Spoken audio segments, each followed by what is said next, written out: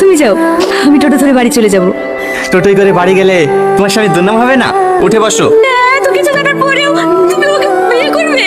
মন থেকে তো বউ হিসেবে সেই দিনে মেনে নিয়েছি যেদিন তোমায় প্রথম দেখেছি। এখন শুধু লোক দেখানো বিয়েটা বাকি। উঠে বসো। জানো, এখন আমার কাছে সবকিছু স্বপ্নের মতো মনে হচ্ছে যে তোমার মতো এত ভালো মানুষ আমার জীবন সঙ্গী হিসেবে পাবো। ধুর পাগলি, আজকের রাতটাই তো, তারপরেই তো তুমি আমার। একটু দাঁড়াও তো, একটা আনন্দ নাম্বার থেকে কে যেন বারবার ফোন করছে। আচ্ছা ঠিক আছে, রাখলাম। আমি খুব খারাপ, ভালো থেকো।